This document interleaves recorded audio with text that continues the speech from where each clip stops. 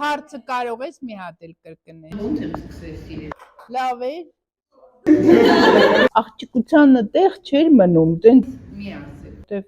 մեր մասնագիտությունը լուրջ մասնագիտություն է։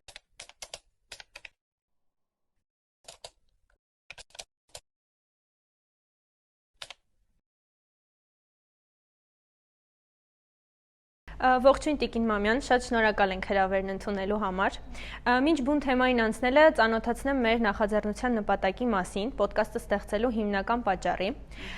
Մեր օրերում չկա այնպիսի հարթակ, որի միջոցով ուսանողությունը, երիտասարդությունը կարող է կապ ստեղծել ճարտարապետություն մասնագիտության եւ արդեն իսկ կայացած ճարտարապետների մասնագետների հետ, եւ մեր նախաձեռնության նպատակն է այդ բացը լրացնել անմիջական զրույցների միջոցով, բացահայտել մեր մասնագիտությունը եւ մասնագետներին։ Մենք շատ ուրախ ենք, որ առաջին հյուրը հենց դուք եք։ Շատ զգացված եմ, շատ պարտավորեցնող է առաջին հյուրը լինել։ Մենք էլ ենք շատ շնորհակալ եւ սկսենք արդեն անցնենք հարցերին։ Տիկին Մամյան, ինչու որոշեցիք դառնալ ճարտարապետ եւ շարունակել այս մասնագիտությամբ։ Որն էր ձեր առաջնային մոտիվացիան կամ նպատակը մասնագիտությունն ընտրելիս։ Ես չէի ուզում դառնալ ճարտարապետ, բոլորովին ես պատրաստվում էի ընդունվել բժշկական ինստիտուտ, բայց ես նկարչի աղջիկ եմ եւ մեր տուն գալիս էին շատ ճարտարապետներ, բացի դրանից իմ ավագ քույրիկն էր արդեն ճարտարապետական ավարտել։ Եվ ինչ-որ մի պահ եղավ տենց տանը, որ որոշվեց, ինձնից առանձնապես չհարցրեցին, երևի իմ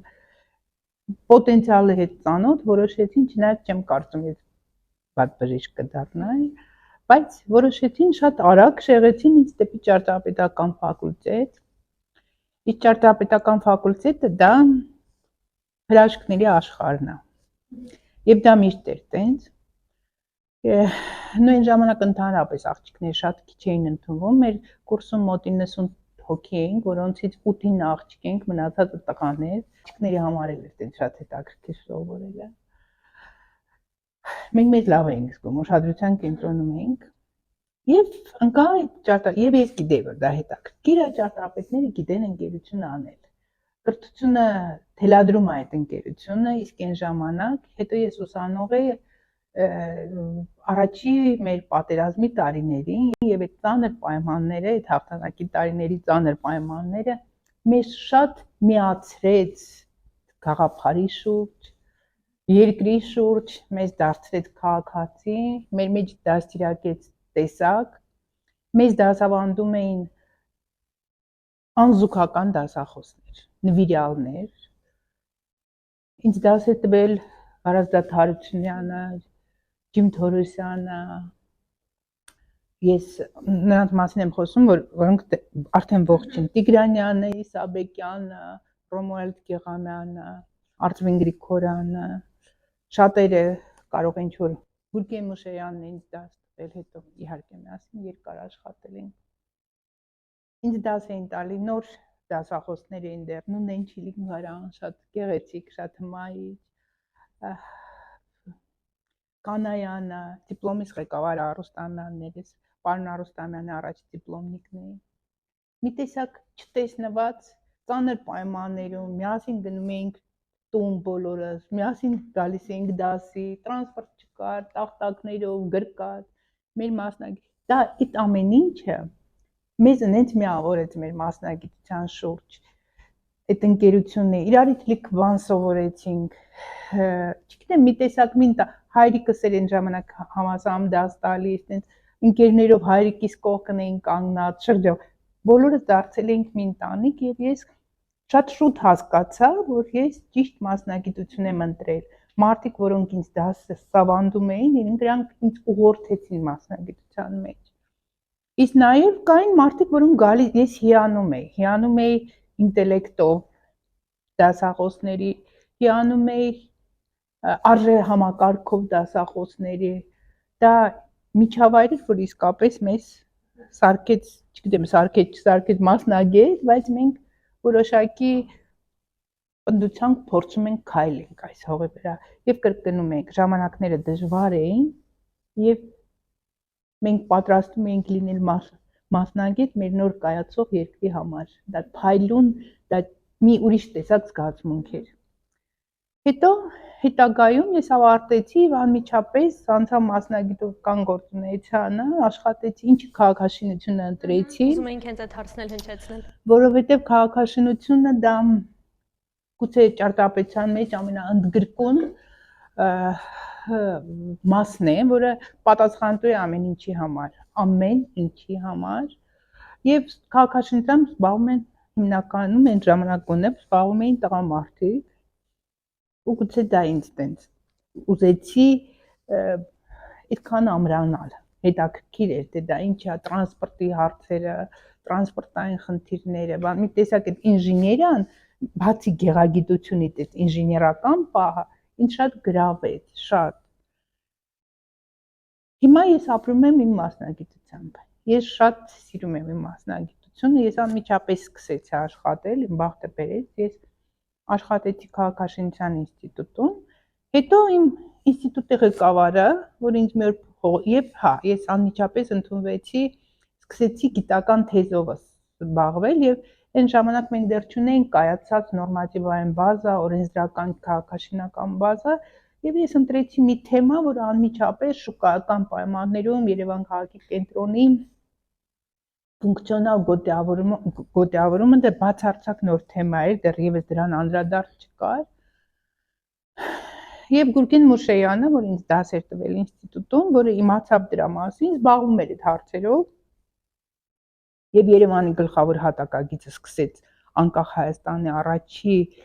գլխավոր հատակագիծը մշակվել, ինձ անմիջապես ընդգրկեց այդ թիմի մեջ, ես շատ երիտասարդ ընդգրկվեցի այդ հեղինակային թիմի մեջ, եւ դա իմ կյանքի ամենամեծ հպարտություններից մեկն է, որտեղ ես անկախ Հայաստանի առաջի գլխավոր հատակագծի հեղինակային ճարտարապետական խմբի անդամներից եմ, համահեղինակներից, դա մի փուլ էր իմ կյանքում, երբ որ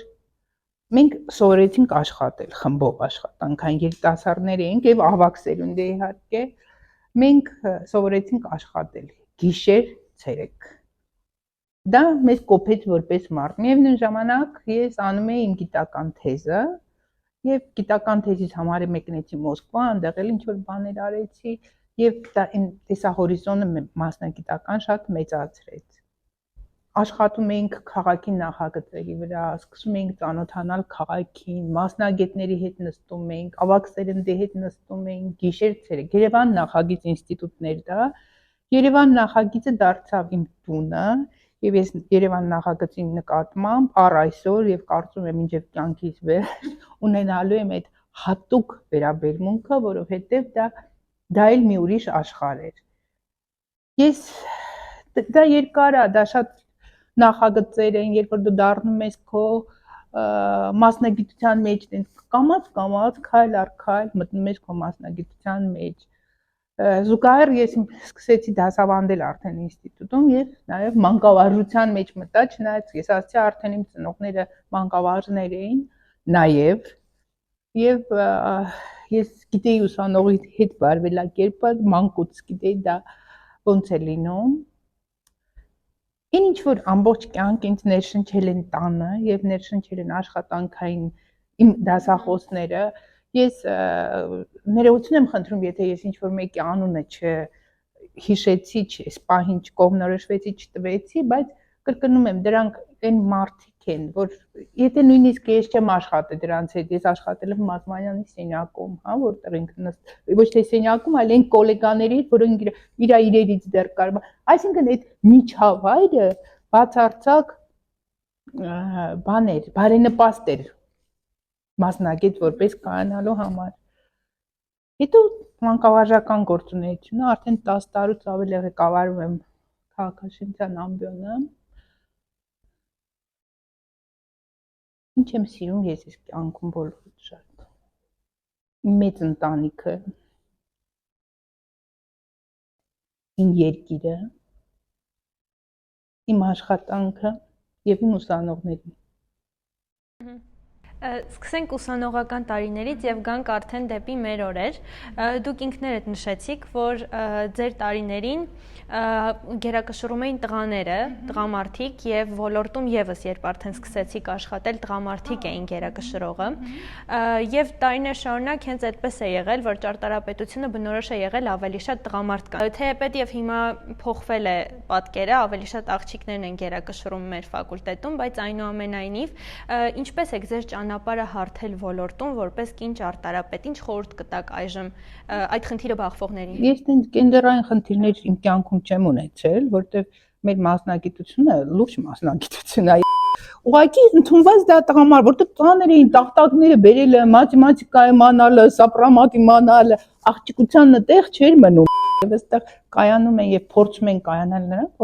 որտեղ մասնագիտական հմտություններն են ձեռք բերած լինում կամ չեն կանգնում այդ ձեռք բերման ճանապարհին, հա։ Ոչ մի պարագայում ես հիշում եմ, որ իմ քույրիկս էր ընդունվում ճարտարապետական ֆակուլտետ, հայրիկիս մտերիմ ընկերը, ամենամտերիմ ընկերը, մեր ամենահայտնի ճարտարապետներից մեկը Ռոմեո Ջուլակյանը ասում էր, այ մարդ, սա տղամարդու մասնագետ, այս աղջիկա գործ։ Բայց ակները փոխվեցին, ուսուցման հմտությունները, այդ գործիքակազմը փոխվեց, մարդիկ աշխատում են արդեն ոչ թե մեծ հսկայական տախտակների վրա, ոչ թե թղթեր են ձգում այդ տախտակների վրա։ Գուցե մասնագիտությունը դարձավ շատ պոպուլյար։ Իհարկե շատ բաներ կորցրեցինք դրա հետ մեկտեղ, որովհետև ես շատ եմ սիրում իմ մասնագիտությունը եւ գիտեք ճարտարապետը պետք է լինի շատ լայնախոհ մարդ, շատ բազմա կողմ զարգացած մարդ, հա, եւ հիմա այս մեր իրավիճակը մի տեսակ հեշտացրել այդ ամեն ինչը ու տարբեր մարդիկ են դառնում ճարտարապետ, չեմ ուզում ավելի կոպիտ ասեմ, բայց տարբեր մարդիկ են դառնում, բայց միևնույն է այդ ընդհանուր ներկապնակի մեջ առանձնանում են նրանք, այ ինչ հատկությունների մասին ես խոսեցի։ Կառանձնացնեք մի նախագիծ ձեր գործունեության ընթացքում, որ կատարել եք եւ շատ ավելի մեծ ոգևորությամբ է ձեր մոտ տպավորվել, քան մնացածը։ Դա այն նախագիծն է, որի վրա ես կայացել եմ որպես մարդ, դա Երևան քաղաքի գլխավոր հատակագիծն է։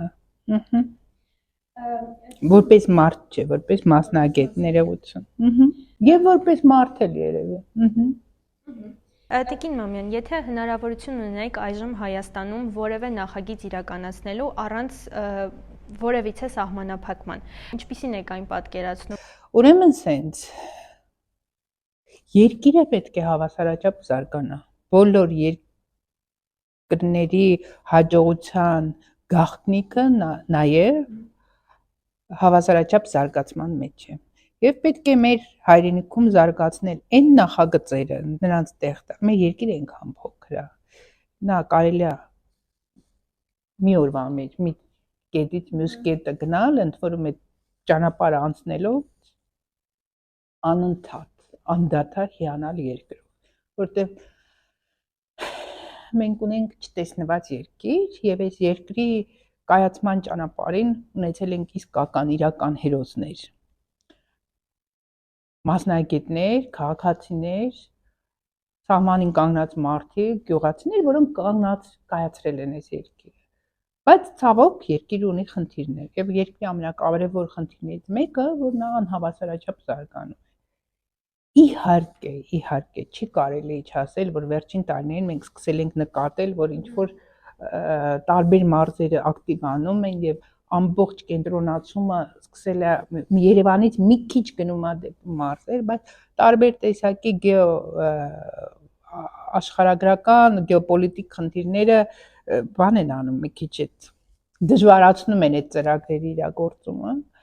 Բայց ինչևիցե ես կիրացնեի այն տեսակ նախագիծ, որը նպաստեր իմ երկրի հավասարաչափ զարգացմանը։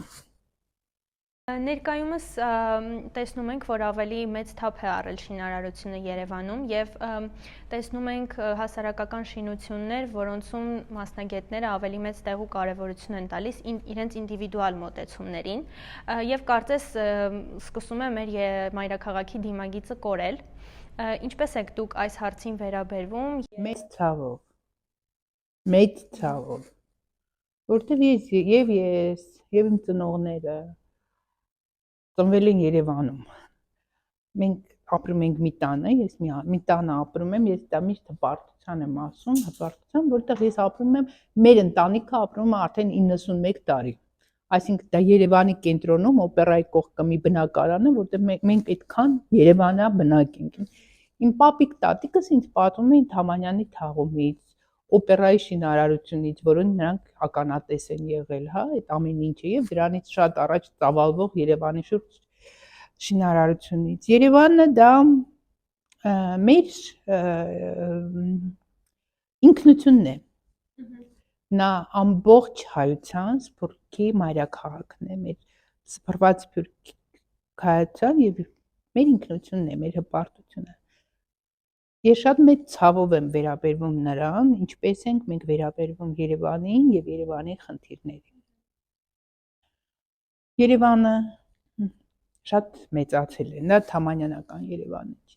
Ծավալվում է շինարարություն, որը անխուսափելի է, դա հասկանալի է։ Բացի դրանից երկիրը դարձել է շուկայական տնտեսության երկիր եւ ըստեղ ներդրումային շահ չդիտարկելը երկրում, իհարկե նման երբ որ քո երկիրը արդյունաբերական երկիր չի այլևս, դա ոչ այդքան ռացիոնալ գաղափար է, ոչ այդքան իրատեսական գաղափար է, հա, բայց մենք շատ ենք գնում ներդրման եւ շահի հետևից եւ մոռացել ենք քաղաքի շահը։ Մենք կորցնում ենք քաղաքի մեր միջավայրը, քաղաքային միջավայրը, կորցնում ենք կանաչ տարածքներ, եղած կանաչ տարածքներին վերաբերվում ենք բացարձական խնամ, մեր ծառերին վերաբերում ենք բացարձական, չեմ հասկանում ինչա Երևանում կատարվում, շինարարությունը, անվերջ բնակելի ֆոնդի բարձրացում,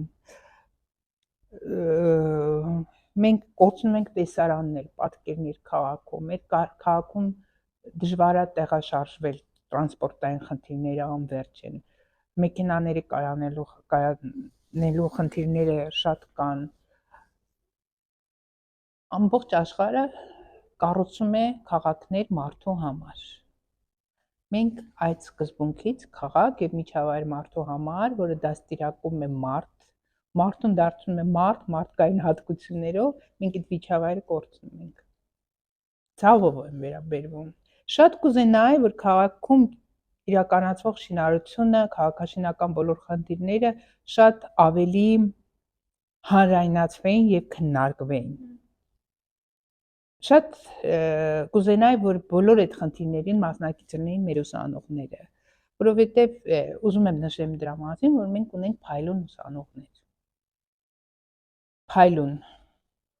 Ունենք ուսանողներ, որոնք այդքան չեն փայլում, բայց ընթացքում սկսում են մտնել մասնագիտության մեջ, որովհետեւ իրենց հետ սովորում են փայլուն ուսանողներ։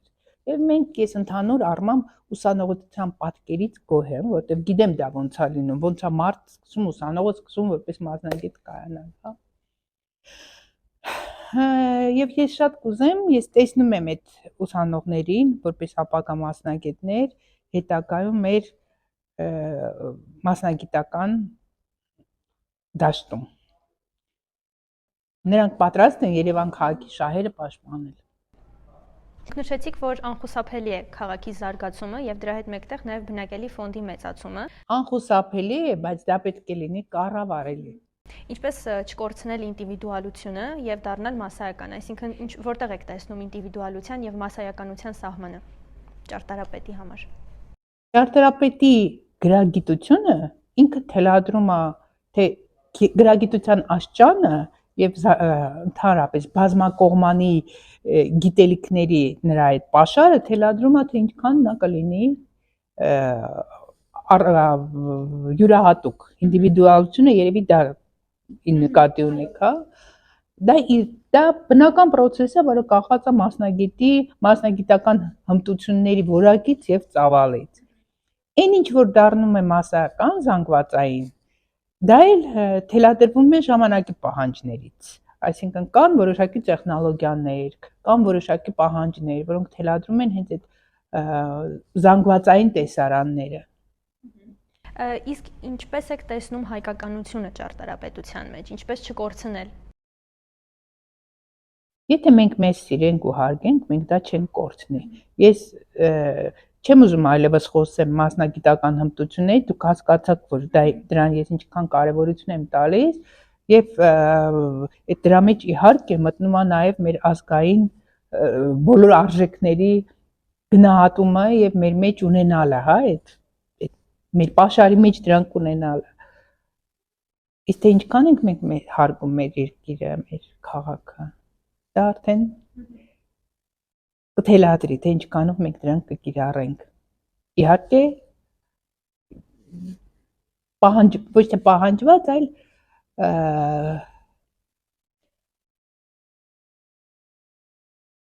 խելամիտ չափի մեջ։ Տիկին Մամյան, բացի լավ մասնագետ լինելուց, դուք նաև նվիրյալ մանկավարժ եք եւ մի փոքր խոսենք նաև այս թեմայի շուրջ։ Մեզ ուսանողներից համար